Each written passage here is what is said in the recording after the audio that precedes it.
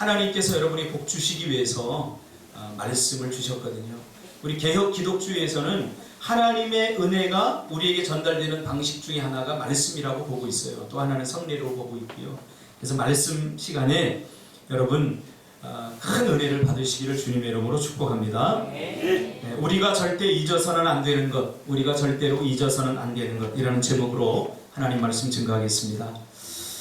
오늘 본문을 제가 천천히 읽어 나가면서 이렇게 읽어 나가다 보니까 문득 저에게 하나의 이미지가 떠올랐어요. 제가 중학교 다닐 때 한문 시간에 배웠던 결처보훈이라고 하는 고사성어가 그렇게 이미지 되면서 떠오르더라고요. 본문을 읽으면 읽을수록 결처보훈, 이런 마음이 저에게 떠올랐어요. 이 결처보훈이라고 하는 것은 풀을 맺어서 은혜를 갚는다는 뜻이죠. 중국 춘추 전국시대에 진나라의 위무자라고 하는 사람이 있었습니다. 그런데 이 사람에게는 배다른 서모, 엄마가 있었죠. 평소에 이 서모가 굉장히 잘해줬던 것 같아요, 아들에게. 그런데 위무자가 내가 죽으면 너희 그 엄마를, 서모를 개가시켜라. 다른 사람과 살도록 그렇게 결혼할 수 있도록 개가를 시켜라. 그렇게 이야기를 했습니다. 그래서 이제 시간이 지나서 이 위무자라고 하는 사람이 죽을 때가 됐는데 마음이 갑자기 바뀌었어요. 갑자기 바뀌어서 너희 엄마를, 서모를 나와 함께 순장시켜달라. 이렇게 바뀌었습니다. 순장이라고 하는 것은 같이 묻어달라는 뜻이죠. 그래서 이제 이 아들이 가만히 생각해 보니까 너무 불쌍한 거예요. 젊기도 하고 또 아버지를 위해서, 가정을 위해서 이렇게 힘쓰고 애썼는데 같이 묻는다는 것은 말이 안 됐어요. 그래서 죽은 다음에, 죽은 사람은 말이 없으니까 이 어머니를 개가시켜줘서 다른 사람과 이렇게 결혼해서 살도록 그렇게 해줬어요. 자, 그리고 얼마 있다가 전쟁이 일어나서 이 아들이 나가서 전쟁을 하는데 적군이 막 쫓아오기 시작합니다. 그래서 막 도망을 가는데 이건 뭐 다 포위돼서 어쩔 수 없는 거예요. 근데 이 서모의 아버지가 돌아가셔서 그 혼이, 이것은 그냥 고사에 나오는 이야기니까 성경적으로 옳으니 옳지 않니 그런 생각을 하면서 들으면 안 됩니다. 그 영혼이 나타나가지고 그 서모의 아버지가 돌아가신데 그 영혼이 나타나가지고 그 풀을 다 이렇게 매가지고 쫓아오는 적군들이 그에 걸려서 다 넘어져서 은혜를 갚았다 하는 뜻이죠. 결초에서 보훈했다. 그러면서 죽어서까지 그 자기 딸에게 베풀어준 그 아들의 그 은혜가 너무 감사해서 죽어서까지 은혜를 갚았다. 그래서 이 결처보훈이라는 말을 씁니다. 그러나 우리의 현실 속에서 이 결처보훈은 잘 일어나지 않습니다. 왜 그렇죠? 은혜 베품이, 은혜 갚음이라고 하는 결과로 항상 우리에게 오면 좋은데 우리가 누군가에게 은혜를 베풀어도 그것이 나에게 은혜 갚음으로 다가오지 않기 때문에 우리는 은혜를 베풀려고 할 때마다 늘 본전 생각이 납니다. 내가 은혜를 베풀면 이 은혜가 다시 나에게 돌아올까? 이것에 대해서 우리가 캐스천 마크를 붙이면서 늘 은혜 베풀미, 은혜 갚음으로 다가오지 않는 것에 대해서 우리가 은혜 베푸는 것을 아깝게 생각하죠. 그렇죠? 낭비라고 우리가 그렇게 생각을 합니다. 제가 신대원 다닐 때 양지로 다녔어요. 우리 용인 그 옆에 있는 양지로 다녔는데 제가 한 번은 차를 타고 고속도로 이렇게 딱 나왔는데 고속도로에서 히치하이킹을 하는 거예요. 그 남자가 화려한 옷을 입고 불쌍한 표정을 짓고는 제발 차 좀 태워달라고 막 이렇게 손을 흔드는 거예요. 근데 뭐 금요일날 저희들이 보통 이제 학교 마치고 철야 준비하러 오고 금요 사역을 준비하러 오는 거기 때문에 굉장히 바쁩니다. 그래서 친구들이 계속 다 지나가요. 그래서 저도 이렇게 지나갔다가 안 되겠다, 참 측은하다. 그래서 세워놓고 빨리 오시라고, 타라고. 그래서 그 사람을 태웠어요. 옷도 허름하게 입고. 근데 오른쪽에 이제 태워서 조금 가는데 이 사람이 돌변을 하는 거예요. 갑자기 자기가 교도소에서 나온 지 며칠 안 됐다고, 내가 사람을 8명이나 죽였다고 그러면서 협박하면서 아저씨 돈 있어요? 그러면서 나한테 협박을 하는 거예요. 그러면서 돈이 있으면 5만 원만 달라고. 내가 10,000원만 달라고 그래도 내가 그냥 줬을 텐데 돈이 있으면 5만 원만 달라고. 내가 왕년에 뭐 누구 밑에 있었고 그래서 막 협박을 하는 거예요. 내가 가만히 보니까 전문적으로 돈 뜯는 놈이에요. 저도 한성질 하거든요. 그래서 마음속으로 야 이거 괜한 놈 태워갖고 내가 또 이거 걸려들었구나 그러면서 속으로 이 놈을 어디다 떨어뜨려 놓을까 하고 생각을 하다가 그래도 혼자 있으면 좀 불리하잖아요. 그래서 고속도로 휴게소 조금 비슷한데 좀 가까이 이제 용인휴게소 나오거든요. 조금 가다 보면 용인휴게소 한 3km 정도 남겨놓고 제가 차를 갓길에 딱 세우고 죄송합니다. 그때 내가 한 그대로 하겠습니다. 거짓말하면 안 되니까 내려 이 새끼야 그랬어요. 제가 내려 이 새끼야 그랬어요. 그러니까 내가 확 소리 지르는 깜짝 놀래고 네 하고 내리더라고요. 그 이후로 저는 고속도로에서 아무리 사람이 차를 태워달라고 해도 보호는 이 은혜를 베풀지 않습니다. 왜냐하면 은혜가 때로는 나에게 악으로 다가오기도 하거든요. 그러니까 우리네 삶도 비슷하죠. 은혜가 항상 우리에게 결처보온으로 다가오면 은혜 베푸는 것이 얼마나 고맙고 얼마나 좋겠습니까? 그러나 은혜 베풀미 때로는 악으로 다가오기도 하고 나에게 손해로 다가오기도 하고 때로는 은혜가 멀리 부메랑처럼 돌아가서 나한테 돌아오지 않을 때도 많지 않습니까? 더군다나 나밖에 모르는 내가 먼저 살아봐야 된다는 생각이 지배적인 우리는 더더욱 결처보온이 일어난다는 것은 불가능하고 더더욱 은혜를 기억해도 우리에게는 그것을 갚을 수 있는 능력이 모자라기도 합니다. 요즘 문득 그런 생각이 많이 들어요. 내가 지금까지 이렇게 살아온 것은 하나님의 은혜이고 또 많은 사람들의 기도와 또 많은 사람들의 사랑을 받았기 때문에 내가 오늘 이렇게 존재하고 있구나. 그런 생각들이 굉장히 요즘 많이 들어요. 제가 여성 호르몬이 많이 나와서 그러는 건 아니고 주님의 은혜를 새록새록 요즘 많이 깨닫습니다. 천국이란 어떤 것입니까? 천국은 바로 서로가 서로에게 은혜를 베푸는 것입니다. 천국은 하나님께서 일방적으로 우리에게 은혜를 베푸는 것이 아니라 천국은 서로가 서로에게 은혜를 베푸는 것이 바로 천국입니다. 그래서 어떤 신학자는 천국과 지옥의 차이는 바로 은혜가 있느냐 없느냐 그것이 결정한다 라고 말했습니다. 천국과 지옥은 우리가 생각하는 것처럼 그렇게 다르지 않다는 거예요. 중요한 것은 뭐냐면 그곳에 은혜가 있으면 천국이 되고 아무리 좋고 잘 살아도 그곳에 은혜가 없으면 지옥이 된다는 거죠. 그래서 우리가 생각하는 것처럼 천국은 지옥은 그렇게 나쁘지 않을 수도 있어요. 중요한 게 뭡니까? 하나님의 은혜가 없으면 또 서로가 서로 간에 은혜 베풀미 없으면 그것이 지옥이 된다는 거죠. 그러면서 예전에 제가 부흥회를 이렇게 참가했을 때 그 목사님이 천국과 지옥에 대해서 이야기를 해주더라고요. 성경에 나오지는 않는 이야기지만 우리가 이해를 돕기 위해서 제가 설명을 하면 어떤 사람이 지옥에 갔는데 깜짝 놀랐대요. 왜냐하면 지옥 사람들이 너무나 잘 먹더래요.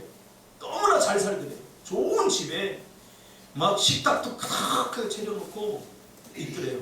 근데 독특한 게 젓가락하고 숟가락이 다 길더래요. 자, 그런데 이제 그 식탁에 지옥에 있는 사람들이 앉아갖고 서로 그것을 집어서 자기가 먹으려고 다 떨어뜨리고 이거 안 닿죠. 숟가락이 너무 기니까. 그러다 보니까 지옥에 있는 사람들은 뼈 말라서 뼈만 남아있더라고요. 천국에 갔더니 천국에도 똑같더래요. 젓가락이 다 길고 숟가락이 길고 이렇게 딱 있는데 천국 사람들은 보니까 서로 이렇게 먹여주더래요. 현선아 거기 있는 부추전 좀 딱 집어가지고 서로 이렇게 먹여주더래요. 서로. 천국 사람들은 얼굴에 기름기가 잘 자라고 행복해 보이더라고요. 뭐 예화이긴 하지만 저는 일리가 있다라는 생각을 해봅니다. 성경을 우리가 통시적으로 보면 일리가 있는 해석이다 그런 생각을 하게 됩니다. 천국은 은혜가 서로 소통되는 것입니다. 서로 은혜를 베풀어 주는 것입니다. 교회는 바로 이런 천국 공동체가 되어야 합니다. 그런데 오늘 교회는 은혜를 받으려고만 하지 은혜를 베풀려고 하지 않는다는 것입니다. 다 사랑을 받으려고 하고 사랑을, 은혜를 받으려고만 하지 그 내게 있는 은혜를 다른 사람에게 베푸는 것에 너무나 우리가 궁색하고 옹색하다는 사실입니다. 은혜를 받으려고만 하면, 받기만 하는 사람은 썩습니다. 주어야, 나누어야 이 은혜가 우리 모든 사람에게 기쁨이 되는 것이죠. 그리고 은혜를 베풀지 않는 이유 중에 하나가 바로 그런 것입니다. 다시 내가 베푼 만큼 은혜가 돌아올까? 은혜를 우리가 불신하는 거죠. 그래서 우리는 늘 은혜가 다시금 나에게 은혜로 돌아올 수 있는 곳에 늘 투자하기를 좋아하죠. 그러기에 우리는 너무 자주 은혜의 단절을 경험하고 삭막하고 궁핍함 속에서 살아가고 있는지도 모릅니다. 그래서 늘 외롭고 힘든 사람들은 가난한 자들, 고아와 가부들이었습니다. 왜냐하면 성경에서도 가난한 자들에게 우리가 뭔가를 도와주면 그 사람들이 나중에 부자가 되어서 나에게 그것을 갚을 수 있을까요? 가난한 자들, 또 고아들도 마찬가지입니다. 고아들은 내가 아무리 도와줘도 그들이 성공할 확률이 그렇게 높지 않습니다. 적어도 지금도 그렇지만 고대 근동 아시아의 고아와 가부들이나 가난한 자들은 그냥 대물림 하는 거예요. 대물림. 계속 가난한 자는 가난하게 평생 살아갈 수밖에 없는 그러한 시스템 속에서 살아갈 수밖에 없죠. 그래서 이런 사람들은 누군가 은혜를 베풀어도 은혜를 갚을 만한 능력이 안 되는 사람들이었기 때문에 야가 빠진 유대인들은 선을 행하고 누군가를 도울 때 이런 사람들을 항상 제외시켰습니다. 그리고 어떤 사람들에게 선을 베풀었습니까? 내가 조금 도와주면 금방 좋아져서 다시 나에게 은혜를 갚을 수 있다고 판단되는 사람들에게만 은혜를 베푼 거죠. 그래서 성경의 율법이 괜히 있는 것이 아닙니다. 그래서 이들은 늘 가난하고 늘 궁핍하고 늘 부족한 삶을 살았어요. 왜 관심조차 없었죠. 그래서 하나님께서는 고아와 가부와 가난한 자들을 돌아보라라고 이야기한 것입니다. 오늘 본문은 은혜에 대한 이야기입니다. 공궁에 처한 나오미, 세상 어느 곳에도 그를 보살필 줄 자가 없이 이방 땅 모압에서 내팽개쳐진 듯한 이 늙은 여인에게 루시라고 하는 이 며느리의 일방적인 충성으로 이제 일말의 희망을 얻게 된 것이죠. 이 루시 뭐라고 말합니까? 어머니께서 가시는 곳에 나도 가고. 제가 이걸 다시 읽으면서 제가 울었어요. 요즘 여성 호르몬이 많이 나오긴 하나 봐요. 예전엔 안 울었거든요. 근데 이게 상황을 내가 가만히 상상하면서 이걸 읽으니까 생각해 보세요. 이방 땅에 와서 남편을 잃고 두 자녀를 잃고 그리고 가진 모든 재산을 다 잃어버렸어요. 살고 싶은 마음이 없었던 거예요. 더 살고 싶지도 않은 거죠. 그래서 고향 땅에 나가서 내가 그냥 생을 마감하겠다. 그리고 나서는 그 외로운 길에 정말 새파란 청춘, 앞으로 살아갈 날이 많이 남아있는 이 새파란 며느리가 어머니, 나는 어머니가 가는 곳에 나도 가고 어머니께서 머무시는 곳에 나도 머물겠습니다.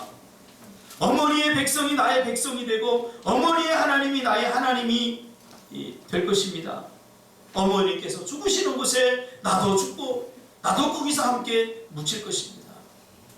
만일 내가 죽는 일 외에 어머니를 떠나면 여호와께서 내게 벌을 내리시고 더 내리시기를 원합니다. 여러분, 얼마나 감동이 됩니까? 감동 안 됩니까? 여러분 경험을 안 해봐서 몰라요. 잘.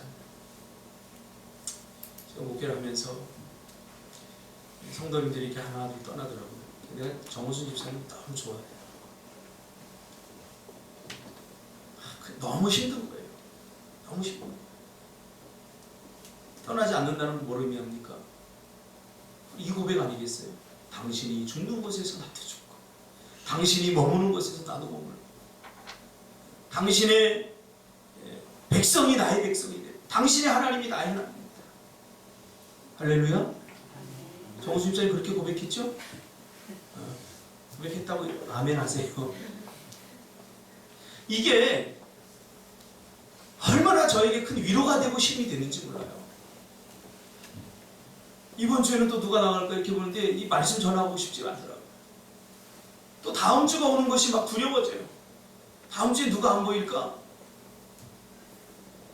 그런 과정에 이렇게 묵묵히 그 자리를 지켜준 사람들이 저는 룩같이 보였어요. 얼마나 감사하고 얼마나 좋은지 몰라요. 오늘 이 나오미도 아마 저와 비슷한 생각을 했던 것 같아요. 두 남편과 모든 것을 다 잃어버리고 큰 상실감을 겪은 그에게 얼마나 감동이 되고 큰 위로가 되었을까요? 생각만 해도 든든하고 감사한 일 아니겠습니까? 누가 나에게 이런 고백을 한다면 저는 정말 행복할 것입니다. 목사님 힘내세요. 목사님이 가는 곳에 나도 가고 목사님이 죽는 곳에서 나도 죽고. 준석 집사 할렐루야? 네 말은 신뢰가 안 돼. 이해해놓고 너무 자주 보기니까 정말 그렇게 할 거예요? 네, 우리 주님에게도 그렇게 해야죠. 베드로가 어떻겠습니까? 주님! 죽으면 안 됩니다. 다른 사람이 다 부인할지라도 나는 절대로 주님을 부인하지 않겠습니다. 내가 같이 죽겠습니다. 하다가 결정적인 순간에 싹 돌아서 도망갔잖아요.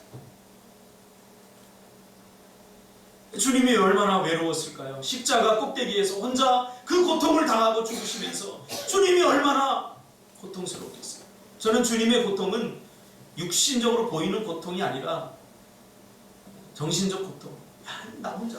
그 주님이 뭐라고 고백했어요? 나의 하나님 어찌하여 나를 버리시나이까.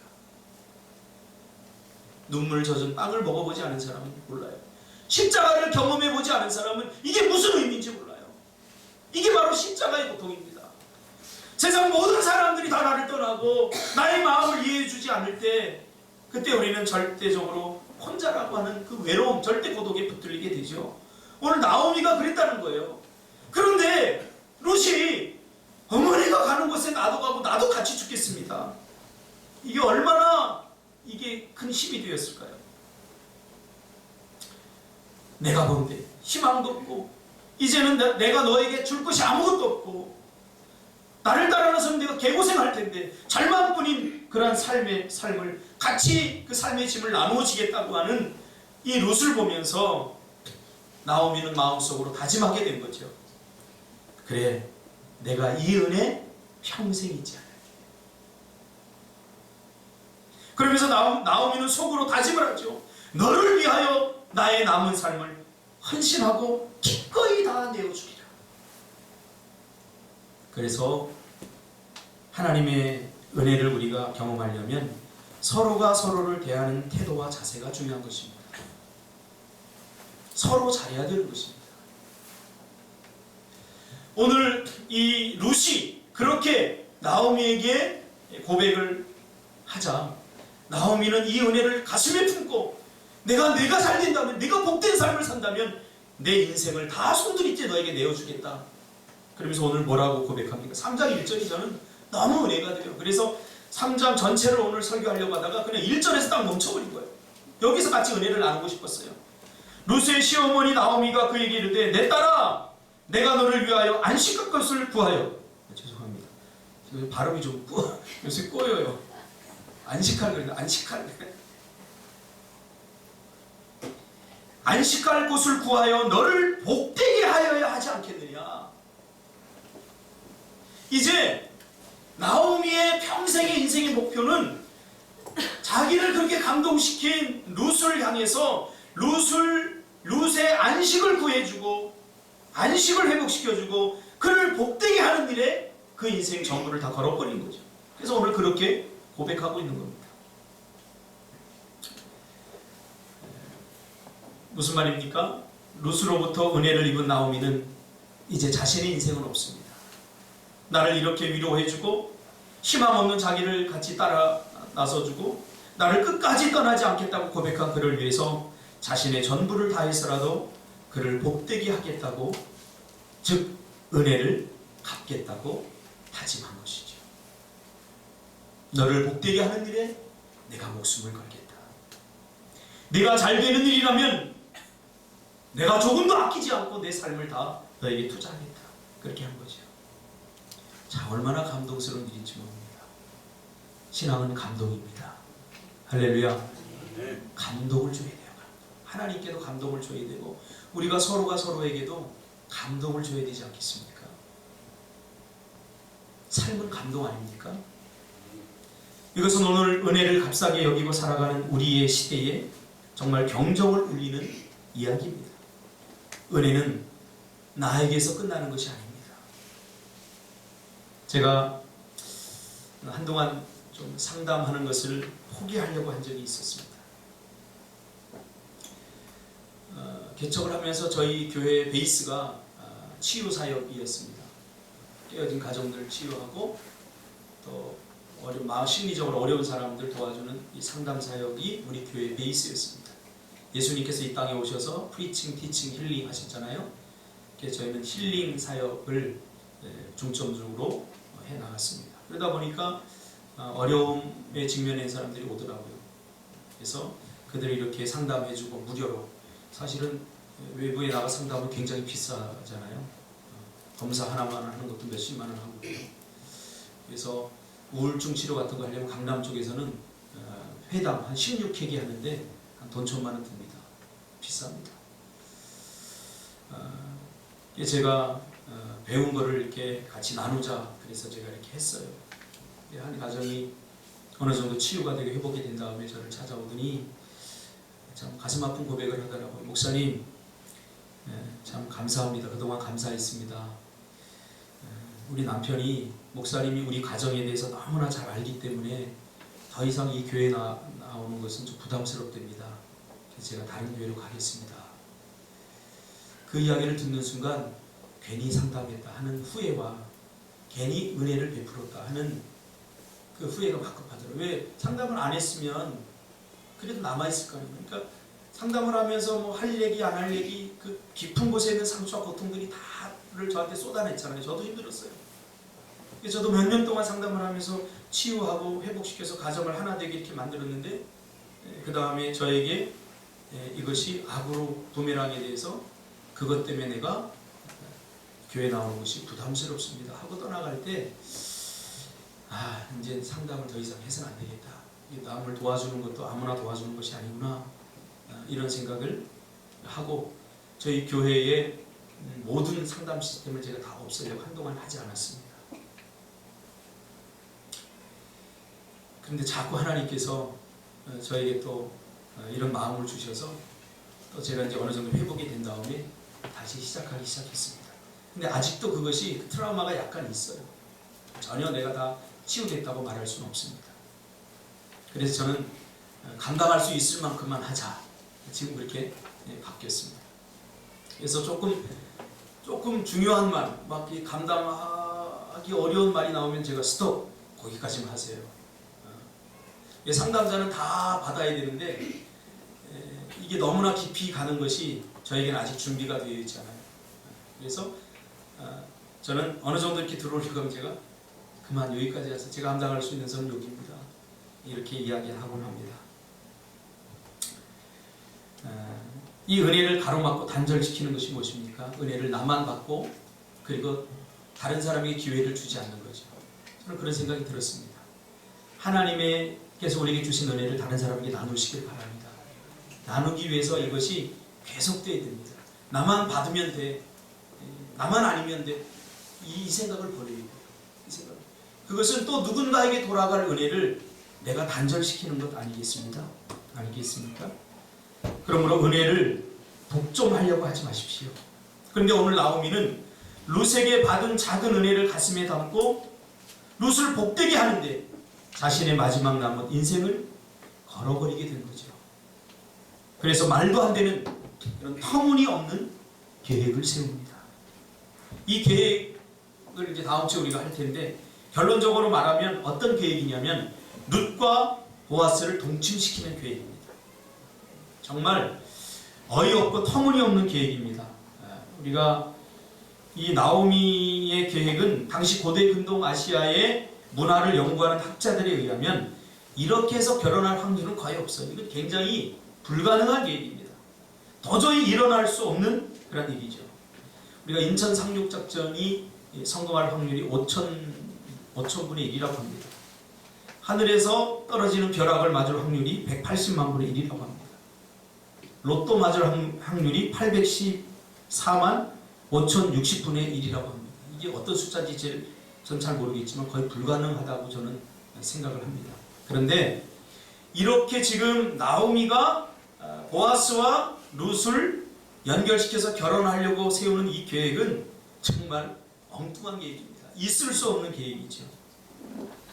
그런데 계획을 세우고 있죠. 오직 룻의 안식과 그리고 그를 복되게 하기 위해서 무모한 계획을 치밀하지도 않고 엉성하기 그지없는 그저 잘되면 좋고 하는 운에 맡겨야 되는 이러한 있을 수 없는 전혀 현실성이 없어 보이는 계획을 세우는 거죠. 잠언 16장 9절에 보면 사람이 마음으로 자기의 길을 계획할지라도 그의 걸음을 인도하시는 이는 여호와시다. 이런 말이 나옵니다. 그동안 저는 이 말씀을 어떻게 이해해 왔냐면요. 사람이 아무리 좋은 계획을 세워도 하나님의 뜻이 아니면 절대 이루어지지 않는다. 그러면서 약간 내 계획은 별로 중요하지 않다. 이런 생각을 이 본문을 대할 때마다 생각했어요. 그래서 내가 아무리 계획을 세워도 그게 별로 중요하지 않은 계획이야. 이런 생각을 내가 많이 하면서 이 본문을 읽었는데 룻기를 보면서 이 본문을 읽으니까 약간 생각이 좀 달라지더라고요. 본문을 반대로 생각할 수도 있겠다 이런 생각이 듭니다. 왜? 이 나오미의 계획을 보면서 그런 생각이 들었어요. 아니 전혀 이루어질 것 같지 않은 이 불가능한 계획, 치밀함도 없고 현실성도 전혀 없어 보이는 이 계획을 지금 나오미가 세우고 있다는 거죠. 그렇죠? 이 잠언에 있는 말씀을 그동안 우리가 생각한 대로 적용을 하면 인간이 아무리 좋은 계획을 세워도 인간의 계획은 쓸모없다. 그런데 반대로 생각하면 인간이 아무리 허술하게 계획을 세워도 그것이 하나님의 마음에 합하면 하나님께서 합력하여 이루게 하실 수도 있다. 할렐루야. 이런 생각이 들었어요. 즉 사람의 계획이 너무 어설프고 터무니없어도 하나님은 그것을 하나님의 의지로 이루어 주시는 분이시기도 하다는 사실입니다. 여러분 믿으십니까? 그렇습니다. 그러면서 지나온 나의 삶을 살펴보니까 정말 그래요. 내가 치밀하게 어떤 전문가적 견해를 가지고 무엇을 준비하고 아주 치밀하게 계획을 세우고 완전하고 완벽해서 하나님 이루어 주신 것이 아니라 오늘 나오미 같이 내가 세운 계획은 지나고 나보니까 너무나 터무니가 없고 너무나 엉성한 것이었지만 하나님께서 내 길을 인도해 주셨다는 사실입니다. 할렐루야. 이게 얼마나 나에게 큰 위로가 된지 몰라요. 여러분 믿으시기 바랍니다. 그래서 계획을 너무 완벽하게 세우려고 하는 것도 교만입니다. 우리는 완벽이라고 하는 것은 하나님의 영역입니다. 우리가 완벽하게 아무리 세우려고 자기 만족이지 하나님 보시기에 다 부족한 것들이 보여요. 다 거기서 거기입니다. 제주 선교도 그랬습니다. 제주 선교도 제가 뛰어난 현실성을 가지고 뛰어난 그러한 분석력을 가지고 제주 선교를 계획했다면 지금도 제주 선교는 없습니다. 왜요? 돈이 있었습니까? 아니면 우리가 어떤 가서 잠자리가 있었습니까? 그래서 제주 선교 처음 해봤을 때 무슨 해수욕장이지? 그 해수욕장 옆에 비가 와가지고 물이 거의 소똥 냄새 나는데 거기다 텐트를 쳤어요. 이게 계획적입니까? 아니에요. 그래서 일주일 동안 하나님께서 그 길을 인도하시는데 개떡 같은 계획을 세웠어도 엉성하고 전혀 현실성이 없었지만 하나님께서 그곳에서 우리에게 은혜를 베풀지 않았습니까? 미얀마 선교는 어떻습니까? 정말 힘들 때입니다. 전부 다 카드빚 내서 가고 어렵고 힘들 때 아마 현실성이 뛰어나고 아주 분석력이 뛰어난 사람 같으면 아예 계획조차 하지 못했을 미얀마 선교를 우리가 가자 하고 가서 지금까지 오래 가면 사회적이 지금 가게 되는 것입니다. 비즈니스 선교는 어떤가요? 어른들이 다 떠나고 나니까 헌금이 없어요. 이 교회를 운영해야 되는데 너무 힘들어요. 그래서 뭔가 좀 할 거 없을까 고민하고 막 이렇게 하다가 저기 교육관 정문에 거기 저기 지금 카페에 있는 거기 앉아서 하다가 붕어빵 얘기가 갑자기 나와서 하나님이 제 뒤통수를 딱 치면서 그거다 그래서 야 하자 그랬어요. 붕어빵 기계를 어디서 사야 되는지도 모르고 팥을 어디서 구해야 되는지도 모르고 얼마에 팔아야 되는지 아무 계획도 없고 하자 그거였습니다. 우리 하자. 궁핍한 마음에 궁색한 마음에 우리 뭐라도 좀 해야 되겠다. 그래서 하자. 준비해. 삼진 집사가 네. 그리고 가가지고 뭐 어디서 어떻게 하더니 붕어빵 기계 갖다 놓고 그것이 지금 비즈니스 선교의 시발점이 되었습니다. 여러분 두려워하지 마십시오. 완벽한 계획을 꿈꾸지 마십시오. 엉성하더라도 그것이 하나님을 기쁘게 하고 이 은혜 갚으려고 하는 이 사랑의 마음, 하나님의 영광을 위해서 내가 뭔가 하겠다 하면 하나님께서 우리의 계획이 어설퍼도 그것을 합력하여 선을 이루게 만들어주시는 하나님을 여러분 믿으시기를 주님의 이름으로 축복합니다. 이번에 목요일날 이번 주에 선교사님, 맹각준 선교사님을 만났습니다. 만나서 여러 가지 이야기하면서 저는 너무 감사했어요. 제가 이 한국에서 세계를 본다는 것이 조금 한계가 있는데 이 선교사님을 만나면 참 이 보는 눈이 굉장히 넓어져요. 이번에 세계를 돌아다니면서 또 선교적 마인드를 가지고 세상을 보기 때문에 달라져요. 앞으로 이 동아시아의 전반적인 흐름, 경제적 흐름 이런 것들을 다 들을 수 있어요. 뭐 워런 버핏을 만나려면 뭐 10억이 있어야 된다 그러잖아요. 왜 만나는지 저는 알겠더라고요. 그래서 그 시간이 너무 감사하더라고요. 많은 팁들을 얻을 수 있어요. 돈으로 환산할 수 없는. 이번에도 여러 가지 생각을 하면서 미얀마의 국제학교를 이제 설립하겠다고. 전번에 갔을 때 선교사님들 이 국제학교를 세운다고 했는데 8월 달에 세워졌대요. 올 8월 달에. 그런데 선교사님 자녀들을 중심으로 한 70명이 지금 있대요. 그러면서 그것을 더 넓히려고 하는데 선교사님이 가지고 있는 땅, 조투수 알아들어? Do you understand? 어린이들? 거의 못 알아듣지? 조투수 막 들으려고 그러니까 째려고 그랬어요. 감사해. 그러면서 저에게 같이 해보자. 국제학교 같이 해보고 그 땅에다가 이제 지으면서 또 비즈니스 선교도 이제 조금 더 적극적으로 이제 같이 해보자고 그러면서 컨테이너 거기가 지금 집값이 오르면서 애매해졌대요. 지금. 왜냐하면 그동안 외곽에는 다 나무집들이었는데 이 나무집들이 나무값이 갑자기 나라에서 나무를 베지 못하게 이제 하면서 나무값이 뛰어버려갖고 나무집으로 짓는 것이 굉장히 힘들어졌대요. 근데 벽돌이나 이런 세멘트를 짓는 건 더 비싸고 그러니까 서민들이 지금 이게 죽을 판이래요. 집 때문에. 그래서 문득 하나님이 그런 생각을 주시는 거예요. 컨테이너 하우스. 그래서 제가 지금 그 맹각규 선교사님이 그 비즈니스 선교팀 중에 건축팀이 있거든요. 건축팀이 있는데 우리 조투수 그도 아는 그 누구지? 엔젤라 그 아버지가 그 비즈니스 선교를 지금 하고 있거든요. 건축을. 그래서 선교사님 그 사택도 그 건축팀에서 졌거든요. 그래서 그 팀이 12월이 되면 이제 다 일거리가 떨어진대요. 근데 이제 미얀마에도 그런 조금 영세한 업자가 아니라 이제 아주 스페셜한 그런 전문 팀들이 많이 생기면서 일거리가 점점 이제 떨어져서 자기들이 돌아올 게 없다는 거죠. 그래서 제가 고민하던 차에 선교사님과 기도하던 차에 제가 컨테이너 하우스 이야기를 했더니 이거 한번 시도해보겠다고. 만약 그게 되면 우리 꿈틀교회가 컨테이너를 좀 선적해주고 하는 그 무역을 같이 좀 했으면 좋겠다. 이제 그런 이야기를 했습니다. 그래서 이번에 선교 가서 그런 부분들을 좀 마무리 지으려고 합니다. 그 이야기를 하면서 제가 깨달은 게 있는데 뭐냐면 선교사님도 어떻게 하면 우리 교회를 도와줄까 이 생각이에요. 오늘 나오미의 마음을 가지고 있는 것 같아요.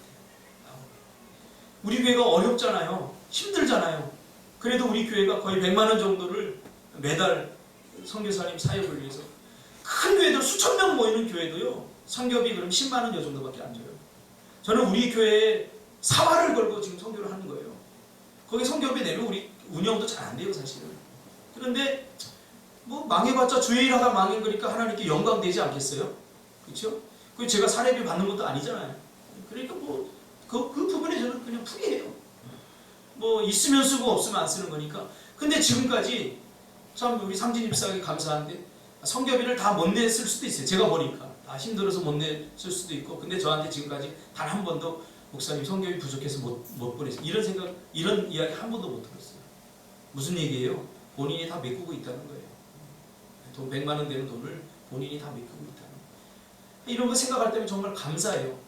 그러니까 사람은 모를지라도 선교사님은 다 알고 이 작은 교회가 뭐 건축한다 하면서 돈 모으고 저축하고 그렇지 않고 100만 원 들어오면 200만 원을 써버리니까 이 선교사님도 아는 거예요. 그래서 어떻게 하면 이 꿈틀교회의 부흥을 위해서 자기도 오늘 나오미의 심정을 가지고 안식을 주고 너를 복되게 할까 이것을 위해서 고민하고 있더라는 거예요. 저도 마찬가지고요. 저도 선교사님이 키운 우리 조토수도 와 있지만 어떻게 하면 저 친구가 믿음으로 신앙으로 잘 성장해서 미얀마에 돌아가서 또 선교사님 사역을 잘 헬퍼로서 도와줄까 그런 정말 잘 됐으면 하는 마음이 있습니다. 여러분 서로가 서로에게 이 마음을 가지시기를 바랍니다. 나만 잘 되려고 내 창고에 곡식을 쌓아두지 말고요. 이제 좀 푸세요. 그리고 다른 사람의 축복을 위해서 나의 기꺼이 시간을 드리고 나의 재능을 서로를 위해서 헌신하면서 오늘 나오미와 같은 이 마음을 가지고 우리가 서로가 서로를 대한다면 하나님께서 아무리 엄성한 계획이라고 할지라도 아무리 부족한 계획이라고 할지라도 하나님께서 다 이루실 것을 저는 믿습니다. 느헤미야 6장 16절에 보니까 느헤미야가 무너진 이스라엘의 성벽을 52일 만에 재건하는 장면이 나옵니다. 그 재건을 52일 만에 끝내놓고 느헤미야의 고백이 느헤미야 6장 16절에 나옵니다. 우리의 모든 대적과 주위에 있는 이방 족속들이 이를 다 듣고 다 두려워하여 크게 낙담하였으니 그들이 우리 하나님께서 이 역사를 이루신 것을 알미라. 할렐루야. 아멘. 역사를 이루시는 분 하나님이십니다. 아멘. 두려워하지 마세요. 여러분 우리 죽어봤자 천국 아니겠습니까? 아멘. 죽어봤자 천국이에요. 뭐 있어도 그만 없어도 그만이에요. 물지 그거 너무 없다고 기죽어 살지 말고 또 있다고 교만할 필요도 없어요. 주시면 하나님께서 쓰라고 주신 것을 알고 참 감사하면 되지 않겠습니까? 없으면 하나님 돕고 싶은데 내가 주의 일을 하고 싶은데 가난한 마음으로 기도하면 하나님께서 채워주지 않겠어요? 선교사님 만나면서 가슴이 뭉클하고 가슴이 아팠어요. 왜냐하면 제가 20대 초반에 선교사님 20대 중반에 나하고 나이 차이가 3살이거든요. 정말 파릇파릇할 때 그분이 연대 의대를 나와서 의료기 전공하고 사모님은 경희대 약대를 나와서 누가 약사하면서 누구보다도 한국에서 잘 살 수 있는 모든 것들을 다 내팽개치고 그 미얀마 땅으로 갔어요. 조투수 5학년 때 만났다고 그러더라고요. 10년 동안 아무것도 못했어요. 왜? 군부 독재라 복음을 전할 수 없는 거예요. 오죽하면 사모님이 이러려고 미얀마에 이게 성전이야. 우리 가자. 자식들은 코 먹고 있고 희망이 보이지 않는 그 영적 골머지에서 고민하고 고통스럽게 젊은 날 10년을 보내고 있고 여러분 할 수 있겠어요? 선교사를 보니까 이 머리카락이 깨끗하고 기력도 세워져 있고 가슴이 너무 아픈 거예요. 그래서 사실은 더 돕고 싶은 거예요. 내가 가지고 있는 거 별로 없지만 다 돕고 싶더라고요. 저렇게 주를 위해서 헌신하고 물론 못된 목사들도 있어요. 근데 그 사람들 보지 마세요. 자꾸 가짜들 보면 가짜네요. 나도 진짜들을 보세요. 지금도 세계에서 우리 인도 선교 갈 때도 김계원 선교사님 장로님인데 그 마지막 노년을 거기서 지금 헌신하고 있잖아요. 가슴이 뜨거워져요. 어제 우리 배세영 집사 결혼에 갔다가 오랜만에 제자 한 놈을 만났습니다. 그가 하는 말이 뭐라고 하냐면 목사님 나는 세강이가 결혼하리라고 꿈에도 생각하지 못했어. 할렐루야. 교만한 새끼. 이 말은 뭐냐면 세강이가 결혼 못한다는 게 아니라 자기가 먼저 할 줄 알았다는 거예요. 세강이는 그렇잖아요. 여러분 알잖아요. 교회에 정말 헌신했잖아요. 마치 우리 세강 집사님이 그 젊은 날을 교회에서 다 보냈어요. 사실 제가 그게 너무 미안해요. 교회에서 다 보내고 여기 안에서 취직해도 되고 해야 되는데 이 교회를 세워보겠다고 몸된 교회를 이끌어 보겠다고 어떨 때 보면 100만 원 얻고 가는데 자꾸 못 받겠다. 카드로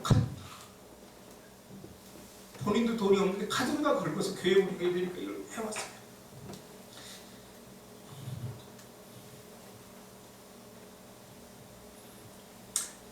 그 친구도 그런 친구들 중에 하나예요. 야, 그렇게 하면 누가 너 먹여주니 하나님이? 너 살려주냐? 너 결혼이나 하겠어? 재산도 없는데.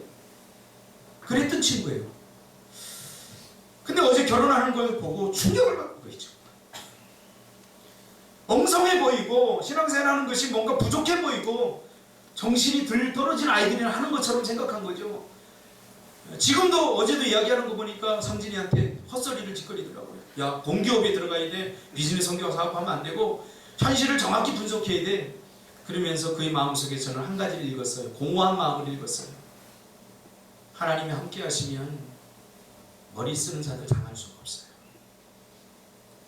다 맞는 말을 하죠. 그러나 그의 눈빛에서 이건 아닌데 하는 눈빛을 저는 읽었어요. 사람이 마음으로 자기의 길을 계획할지라도 그 걸음을 인도하시는 분 하나님이기 때문이에요. 이성적으로 홍해를 건널 수 있나요? 그럼 하나님께서 건너게 하셨어요. 요단강을 건널 수 있나요? 이루시는 분은 하나님이시라는 사실입니다. 그래서 저는 감히 힘들고 어렵게 비즈니스 선교를 하는 우리 이 젊은이들에게 용기를 주고 싶어요. 역사가 증명해 줄 거예요. 지금 부메랑을 던졌는데 너무 멀리 가서 안 돌아오는 것 같지만 이것이 엄청난 큰 원을 들여서 엄청난 하나님의 은혜를 몰고 여러분에게 다시 올 거라고 저는 확신합니다. 할렐루야. 저도 그걸 믿어요. 그래서 저는 메가처치를 버릴 거예요. 메가처치. 대형교회 저는 하지 않을 거예요. 평생. 저는 300명만 넘으면 다 잘라버릴 거예요. 다 나눠줄 거예요. 여러분이 아까워요? 성도님? 아까워. 하나님 나라예요. 나가면 세포 분열해서 또 하나님 영광. 300명 넘어서 교회가 된다는 것이 저는 목사 양심상 허락하지 않아요. 저는 지금 아까도 집사람하고 올라오면서 그 얘기 했어요. 야, 우리 요 30명, 40명, 50명 요 되는 인원도 새벽마다 기도하면 하루에 다 못해요. 어떨 때 이미정 집사님이 끝나갖고 여기다 딱 이미정 집사님 요거 우리 한 거 여기 다 있잖아요. 우리 요거 준 거 요거 있잖아요. 요거 놓고 기도하다가 내일은 이미정 집사님 보람이구나. 그래서 내일은 또 보람이를 위해서 기도하고 또 지나가다가 딱 보면 병원이 잘해네.